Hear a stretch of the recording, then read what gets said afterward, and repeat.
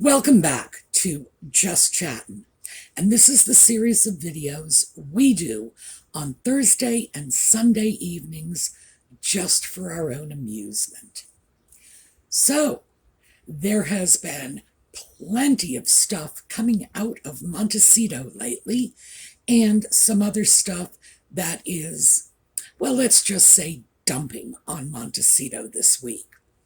So, when we come back, we are going to get into it.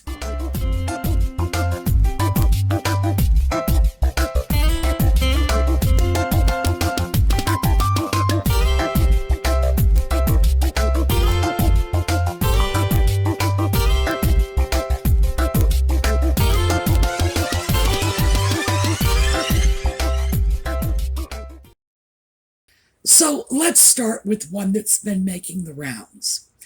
Apparently, the folks out in California are now referring to Nutmeg as the Princess of Montecito. Now, hard as her PR team are trying to spin this, you just can't. For those of you, especially our friends overseas, in a place like California, calling someone the Princess of Montecito is not a good thing. The folks in California, now, for those of us on the East Coast, we find them very eccentric, but regardless, you got to give them their props. They have a very laid-back attitude, and especially in Southern California, they live in an area where you are practically tripping over celebrities on your way to the 7-Eleven. So, is this a good thing? No. Calling someone the Princess of Montecito is like, calling them the Diva of Denver. It's an insult. No two ways around it. And I find it absolutely charming that Nutmeg's minions are trying so hard to make this look like a compliment, while the rest of us know the folks in California are laughing their butts off over this. So, kudos to you, California. Next up, and I was going to call this a teaser, but it's not, because I'm going to tell you the whole story. Some excerpts from the upcoming Tom Bower book about Nutmeg have been coming out. And by the way, I've pre-ordered the book. We are going to go through it because it sounds like it's going to be very, very juicy. Maybe we'll read it to the sock puppet. I don't know. But yes, I have got the book on order. Yes, we are going to pick this thing apart and see what we can find out. But I did want to talk about one of the stories that has come out. And this is how distraught Nutmeg was over the Vanity Fair article that was published in October of 2017 when she and Harry were dating. It was pretty much the story that broke their coupledom to the rest of the world. Well, apparently she was very, very angry because they didn't do it the way she wanted it done. And I know, now we look at that and say, oh yeah, what else is new? But at the time, I would imagine that was a little noteworthy. No one realized just what sort of tyrant they were dealing with. One of her big concerns is they did not mention her groundbreaking feminist letter to Procter & Gamble about a laundry detergent commercial.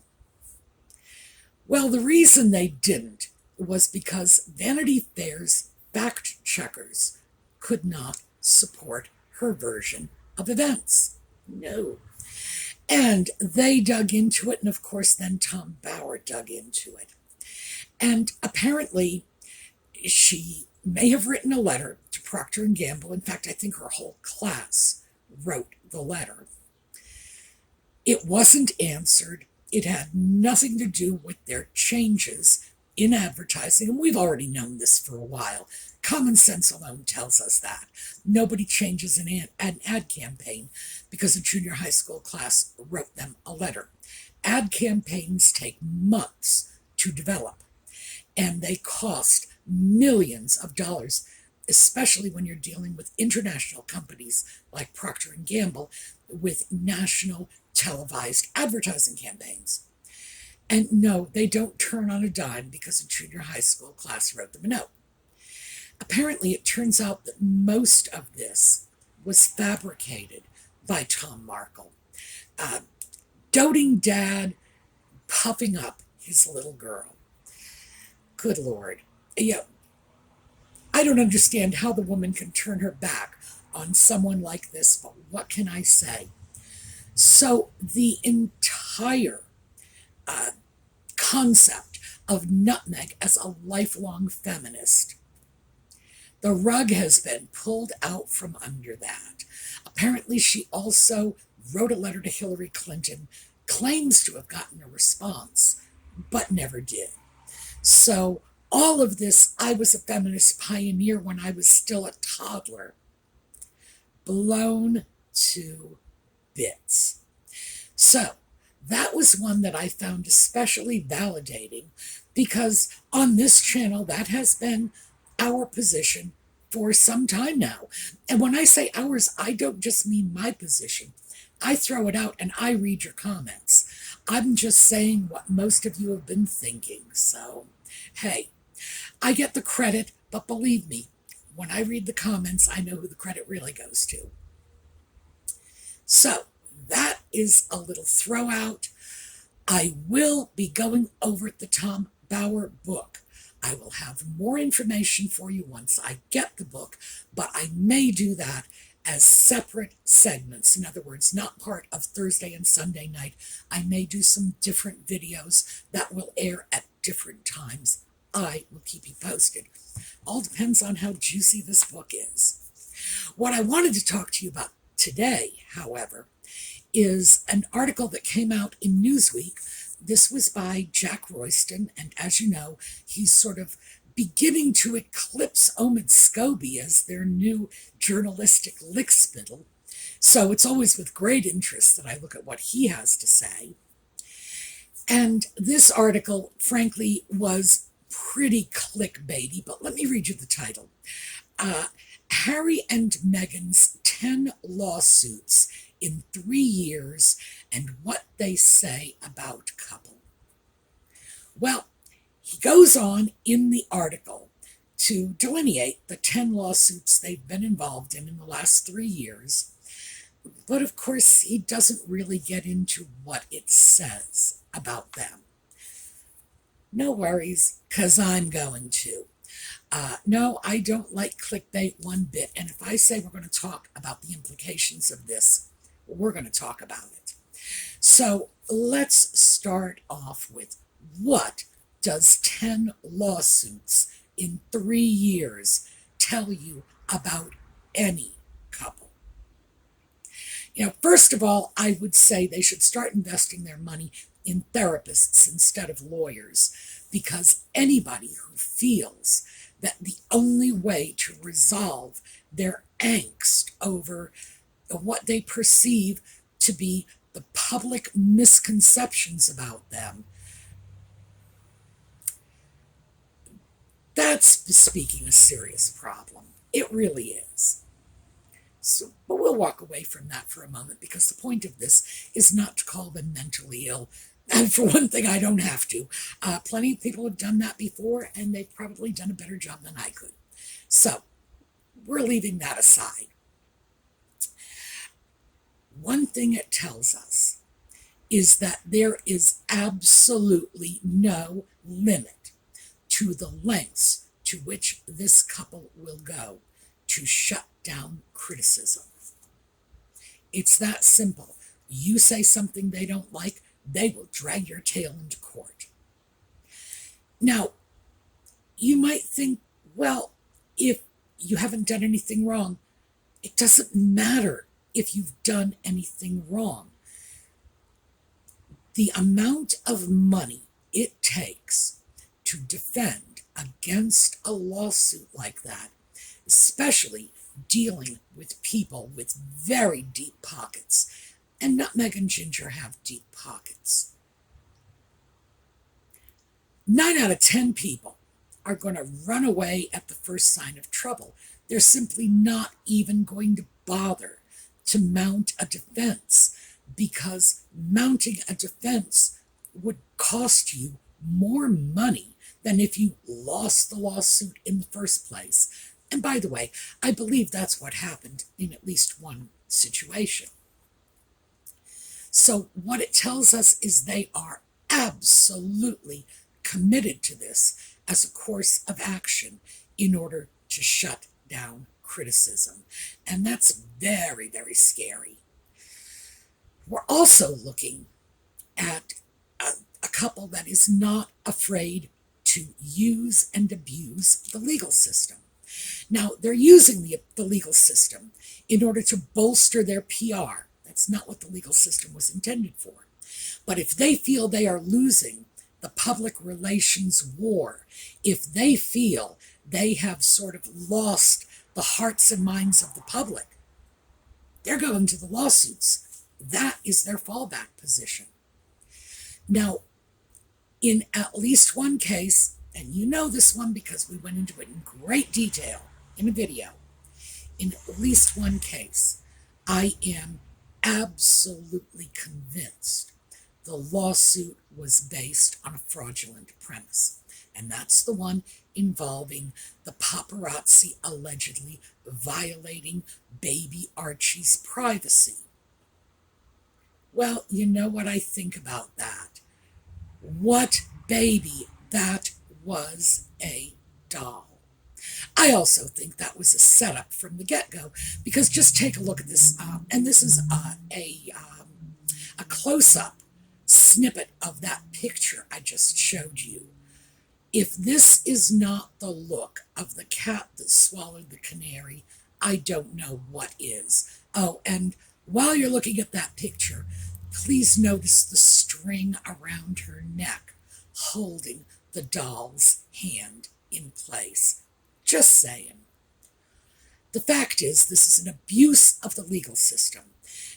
This resulted in a settlement. They never even went to court. One arm of the paparazzi company, and this is like a photo agency, one arm that was in the UK settled rather than go to court. In the US, they bankrupted the company. So, abuse of the legal system, oh yeah. And now let's look at the collateral damage in a situation like that.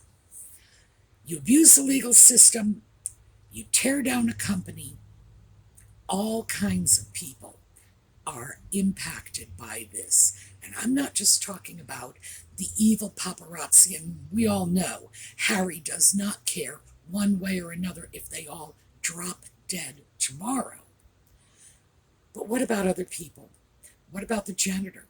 What about the receptionists, the secretaries, the typists, the accountants, the people who have no direct association with photographing anybody or violating anybody's privacy? These are merely people who are filling out the paperwork and writing the checks or sweeping the floors or answering the phones. Company goes bankrupt. They're out of work.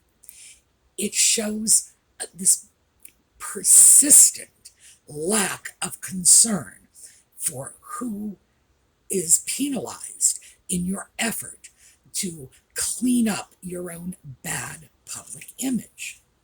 Now, keep in mind that it's actually a little worse than that, because what we have is a question of impacting an entire nation's taxpayers.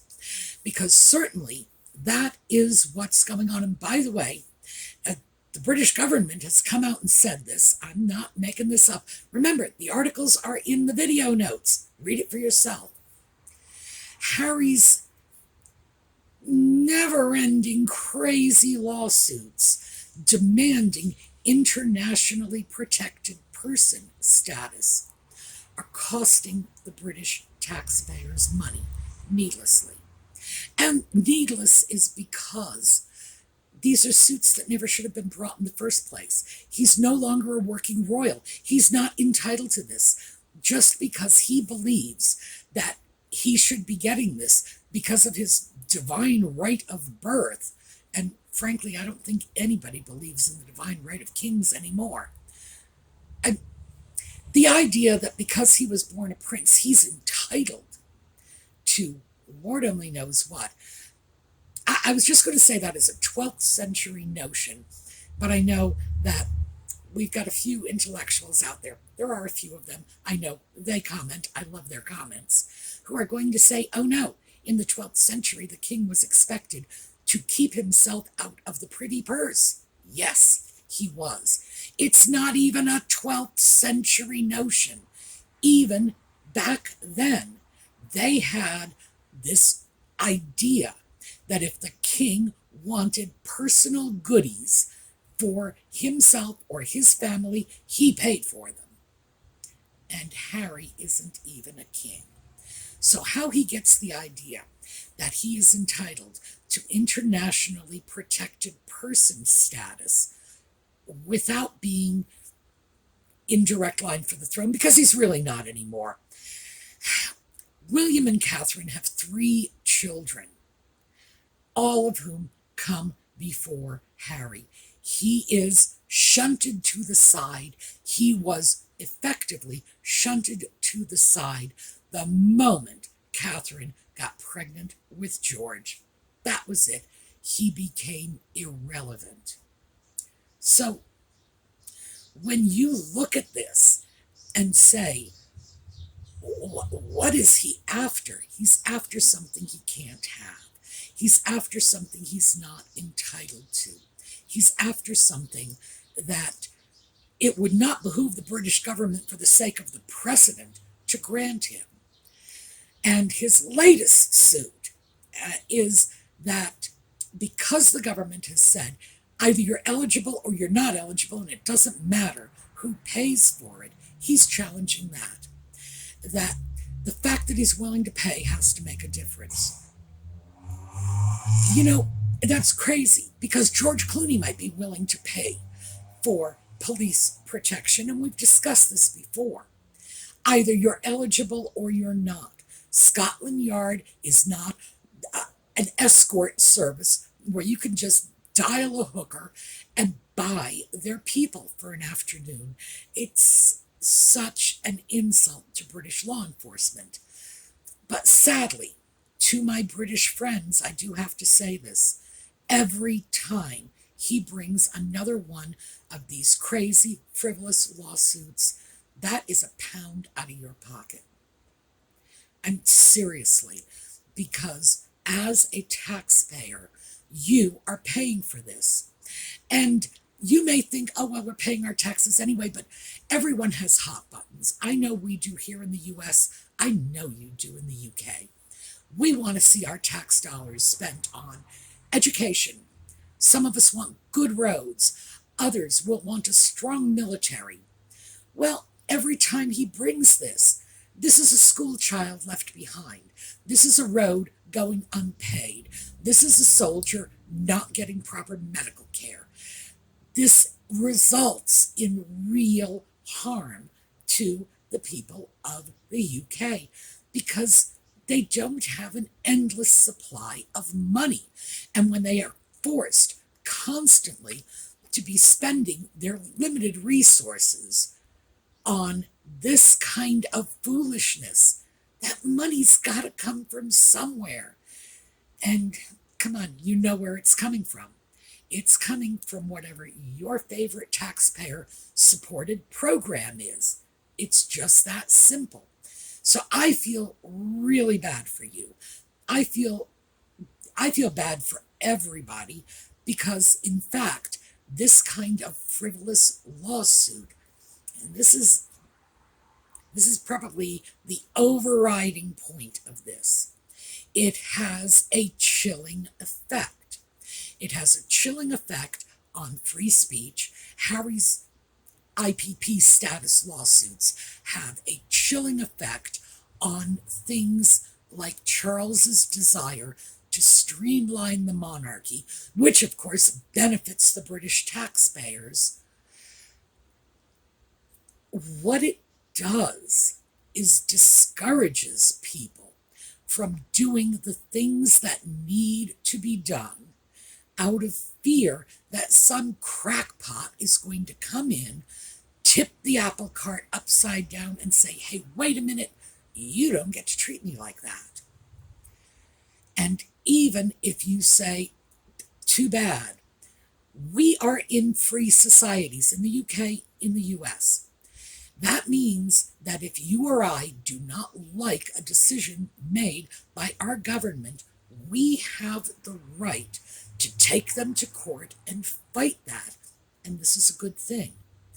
But when it gets abused, what happens is the people who are making these decisions have to start thinking in terms of the potential blowback. No one should have to be worried about the blowback of things like free speech, things like consolidating your government to conserve for the taxpayers' benefits. These are good things. We can all agree on that. Well, Nutmeg and Ginger can't agree on it because they're one of the people getting shunted aside. But we have to look at that big picture, the chilling effect. Now, we see this in the microcosm here on YouTube. As we all know, Yankee Wally is gone. Other channels have been shut down. Right now, Keep NYC Mega Trash Free and its sister channel, The Royal Grift. By the way, throw this in. Audie made his cartoon debut in the Sparkles series on Keep NYC Mega Trash Free. I've got a link in the video notes, so go catch that because it was very funny. When those channels have been demonetized, and in fact, the third channel, the one that's running the Cubic Zirconia cartoons, is not even being considered eligible for monetization. Why? Obviously, because she's saying things they don't want said. So we see this in a microcosm. Bad as this is, imagine what the world would be like if this were spread all over the globe. And make no mistake, once you start kicking that door, it opens for all of the abuses, not just the small ones on YouTube. And we all need to be mindful of that, which is why we have our rights enshrined in the Constitution. I don't think the British have a constitution, but they do have their rights enshrined in case law, in precedent, what's gone before. So ultimately, what are Nutmeg and Ginger saying with these lawsuits? What do the lawsuits say about them? Well, let's start with they put their emotional comfort above the rights of everyone else to enjoy freedom of speech. They put their desire for good press above the right of other people to earn their living and go about their lives. They do not care about the consequences, the very real financial consequences this constant litigation has imposed on the taxpayers of the UK. I'd say it says a lot about them, none of which I would want anyone to say about me. I look at some of this stuff and I just think, where is Dante when you need him? Oh, yeah, and remember my 4 intellectuals? Don't worry if you didn't get that one. They're going to jump on it in the comments. Really, we need like a 14th ring of hell just for these two. People who would put their own private interests, and I am not even talking about food on their table, I'm talking about their right to do what they want to do without any criticism or any accountability. ahead of everything else. People's livelihoods, people's roads, people's educations, and all of the other things supported by British tax dollars. Yeah, that says some pretty dreadful things about them. So it's no wonder that someone like Royston is not going to get into detail over that. But that's okay, because I'm more than happy to do it for him. All right, that is what I have for you today. Remember, the Bowers book is coming out this coming week. I have no idea when I am going to get my copy. And keep in mind, I do know all the very good Swedish pirate video sites, which means if it comes out in ebook before then, I am going to grab it. Once I actually have a copy of the book in hand, I will be able to tell you how we're going to start looking at this. But look at it, we will. And we're certainly going to look at it with a critical eye. You've watched this show before. You know I don't take anybody's word for anything. Bowers is going to come under the same scrutiny Nutmeg and Gingerface, because we are nothing if not at least fair-minded about this. So, have a terrific week. I will see you all this coming Thursday when we do another Just Chattin' episode. And oh, one final thing, because people have been commenting about this in the video comment sections. If you have trouble hearing me, I understand. There are some YouTube stations I have trouble with, nobody else does. Others, this could just be very, very twitchy, depending on your equipment, my equipment, etc. But if you have trouble hearing me and you want the closed captions, there is a little button right down, let me see. Yeah, there we go. Right down at the bottom of your screen that says CC. Just hit that. Closed captions will come up. My videos, all of them, have been closed captioned and accessible, obviously, ever since I first made them, because being blind myself, I'm certainly not going to do anything to inhibit the ability of people who are deaf to follow what I'm saying. So, yeah, that accessibility is there for you. Just push that little button. All right, I will see you all next time. We're going to take a look at a slideshow on the way out, and I will see you next week.